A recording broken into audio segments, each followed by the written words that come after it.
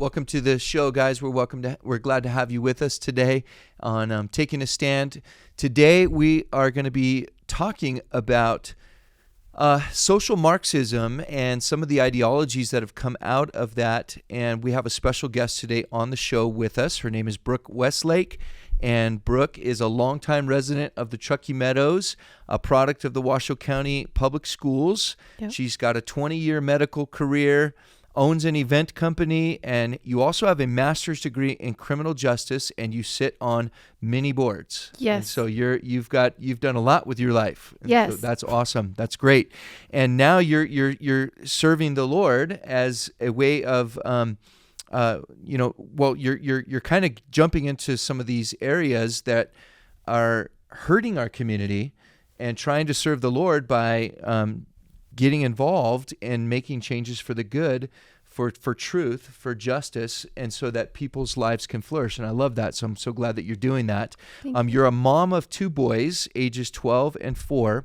And your oldest son is a student in a Washoe County School District middle school, right? Mm-hmm. And he basically had an experience in one of his classes in which he sent you a text where the teacher had hung an LGBTQ plus flag in the classroom. Is that right? She hung a lesbian flag. Mm-hmm. And that's where part of our journey had kind of begun a little bit before that. Okay. I had seen some stuff going on in the schools, nothing with my son. I keep very open relationships with my children, but we had seen some things that I wasn't really comfortable with, but it wasn't affecting my son yet. Okay. Right. And I think sometimes that's where some of our community activism comes in, is when finally we're seeing the changes that are happening, and when our children are being affected, that's when we start to really go, wait, what's happening here? What's going on? Yeah.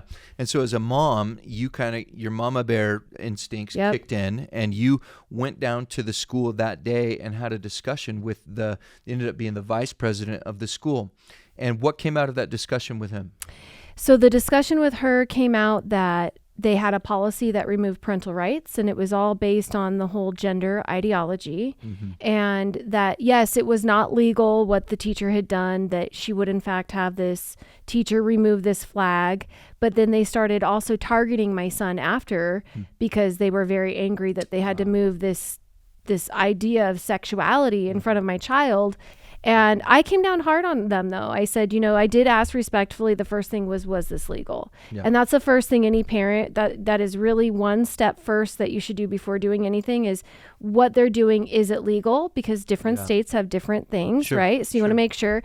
And the second they told me that it was not legal, that's when I said, okay, this has to come down. It's not appropriate. But they got upset because I was then making them follow law. Mm-hmm. And she said, well, just so you know, there's a couple things that were going on in the schools, which was, first of all, was the 5161. Yeah. Which, it's almost like she wanted to volunteer this information. Yes. To you. Is that right? Yes, that's how it felt. So, yeah, and this brings up a good point. I think there are administrators, and there are a lot of teachers that are not on board with all of this stuff. That's right. And they're good people that just want to teach students and have do their job. Give them a good education. They want to do their job. And so this is her way of saying, oh, by the way, there's some things here I think you should look at, and you might want to get involved in this. And so I hear a little bit of a cry of help from the administrators that want parents to understand what's happening in their schools and to actually get upset about it maybe and do something about it.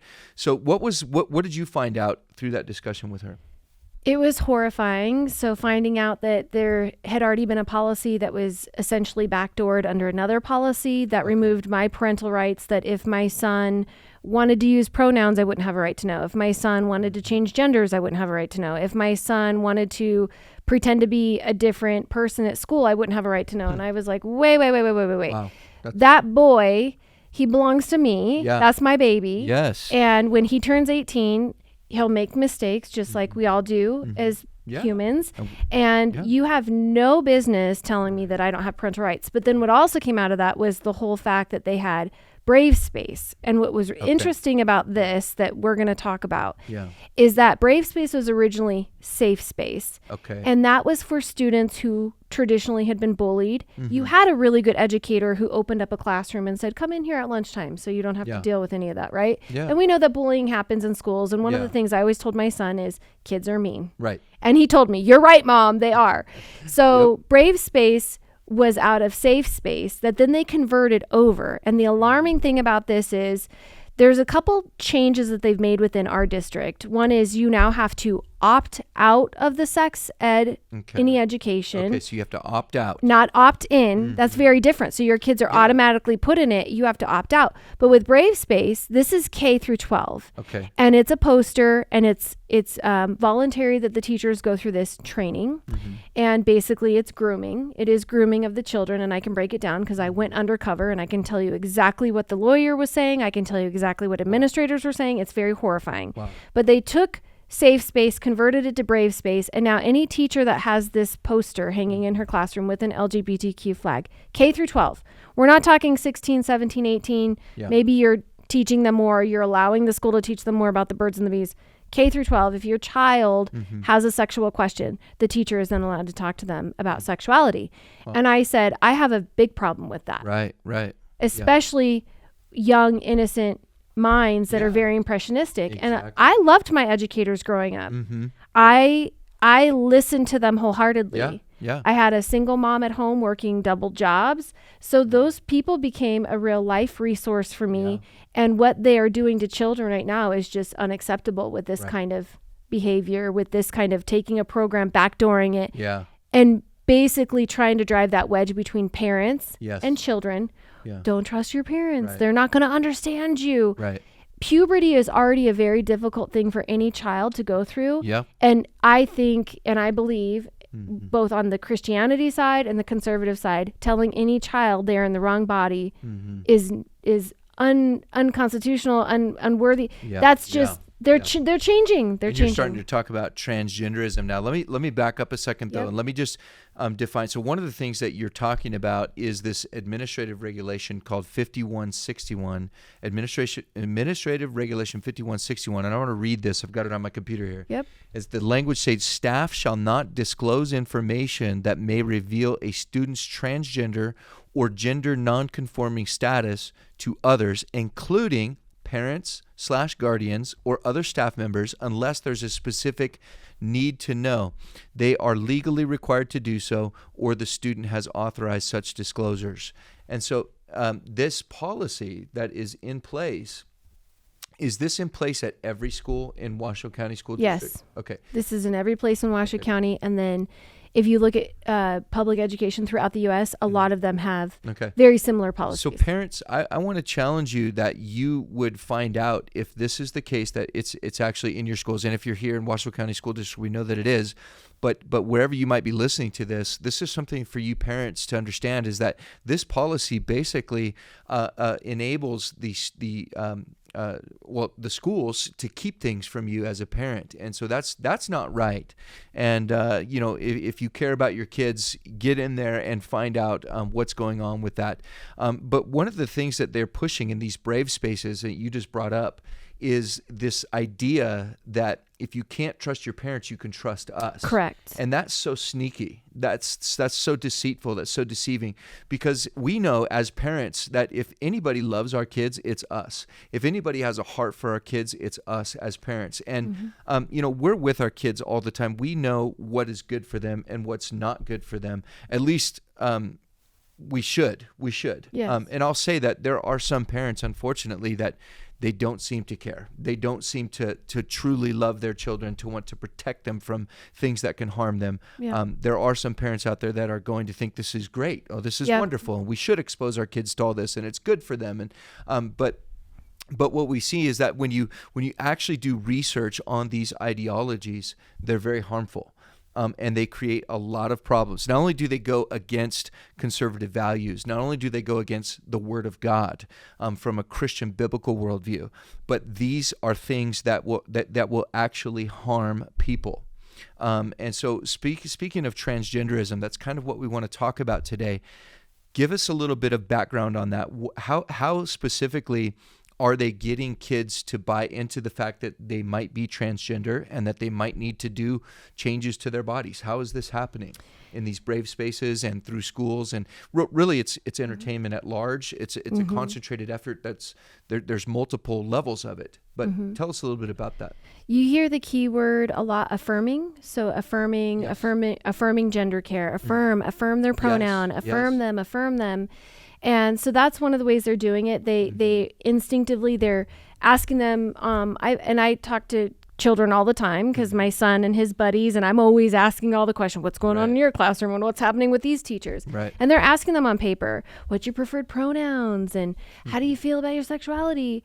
Why does that matter? They're not even thinking about that stuff. No, they're not. My son being introduced to them. No, and he's 13, and one of the things he says, "Mom, I'm not going to be having sex for like 8 years." And I said, "That makes you 22. That's fine. That's fine."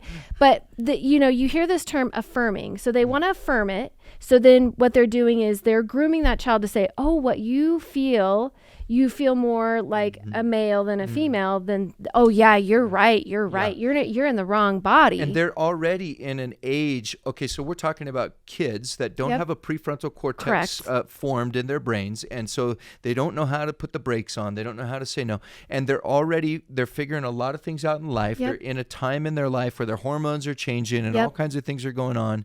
And it's very easy to be dissatisfied with your body, and they're basically taking advantage of that, aren't they? They're coming in and they're making little suggestions. They're introducing thoughts. They're introducing ideas, and they're basically planting seeds that is leading to something that's very harmful for them.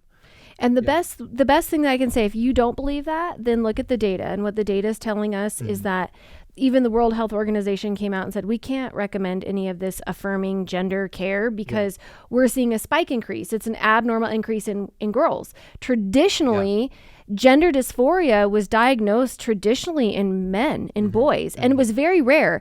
What they're seeing is people have more mental health disorders, and then they're being treated for gender dysphoria. And you're seeing a spike increase in girls. Girls have a lot harder time transitioning in their bodies, going through puberty than boys, essentially. And you see this spike increase of data from 2020 to current, and it's girls. And I've watched it happen with other family friends.